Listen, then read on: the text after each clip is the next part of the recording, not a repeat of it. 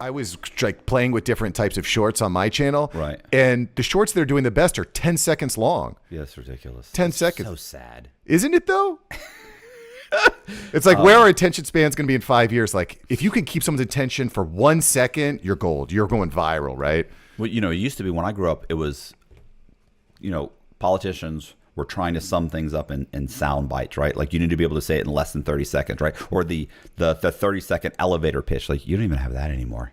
You've got 3 or 4 seconds to get someone's enough of their attention to buy another 5 seconds, and maybe you get another 5 seconds. I mean, that's just like I don't know how you can accomplish anything like that. Or, you know what's interesting? Because we have this idea that it's the young generation that has no attention span. But I was looking at my YouTube analytics the other day, and my shorts are doing well with the young generation, but they're also doing well with 65 and over.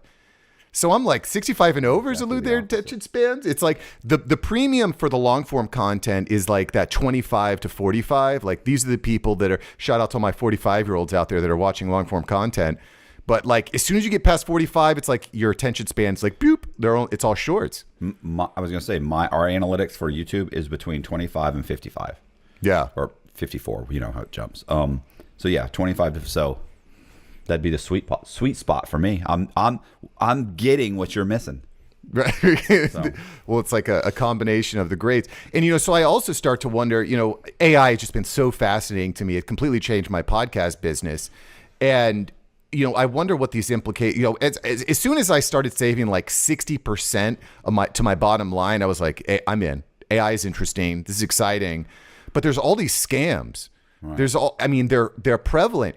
And the problem is if you have a short attention span, are you really going to do your due diligence on a fake AI short? I'll give you a perfect example. Just this past week or a couple of weeks ago, there was this deep fake. There were deep fakes that came out of Mr. Beast endorsing the iPhone 15. He said, hey, y'all, Mr. Beast here. If you want an iPhone for $2, click the link below. It wasn't Mr. Beast. Right. It was a deep fake. They'd put Mr. Beast face, Mr. Beast voice over someone saying this. And he goes to Twitter and he's like, y'all, that wasn't me. But the damage has been done. Right. Yeah. It's everywhere by now. Like if it goes, well, if it's Mr. Beast and it's been up for even an hour or two, it's over. It's gotten hundreds of thousands of views. And they're so good with it. Like this went super viral on TikTok and it looked like Mr. Beast. It looked like his profile. They even put like a blue check mark at the end of the name. I don't know if you've seen that where it's like Mr. Beast with like a blue check mark emoji. So it's not really but you see the blue and you assume it's, yeah. Exactly. If you're not like trained to see that verification, it's almost impossible to catch. I was gonna say on Instagram, anybody can get a check mark now. So it's not even worth, to me, it's not even worth getting it then. Does that make sense? Like yeah. If I can pay what is it, $15 a month or something? Right. So if anybody can pay $15 a month to just get the check mark, then it doesn't.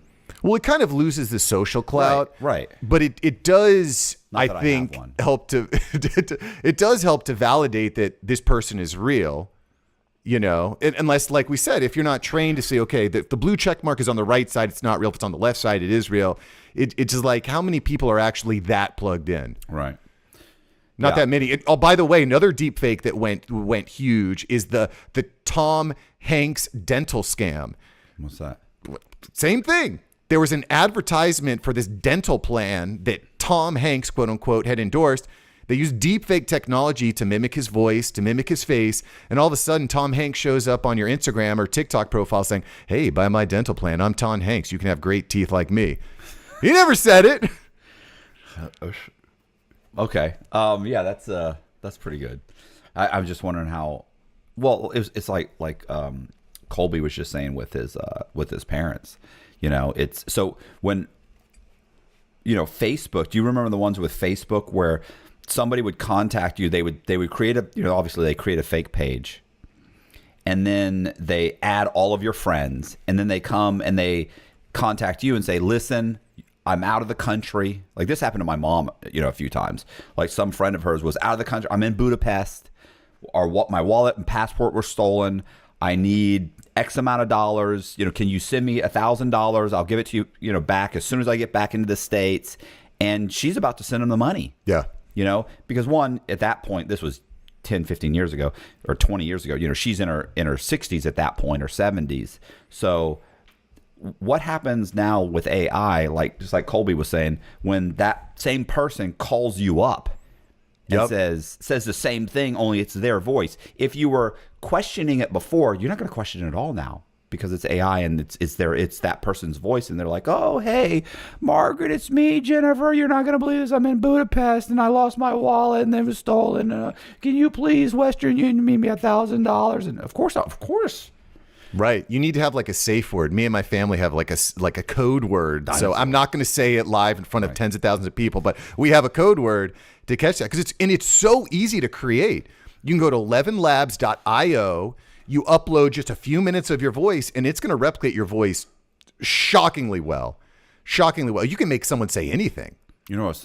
Well, I was going to say, I was talking to Boziak, my buddy Boziak, about this.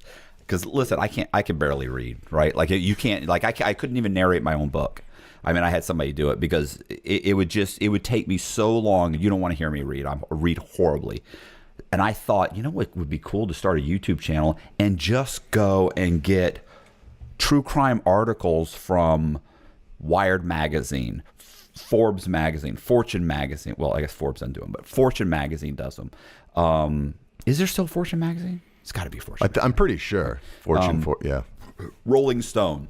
You know, all of these magazines just do true crime articles. And it takes about an hour to an hour and a half to read one, right? And just get my voice cloned.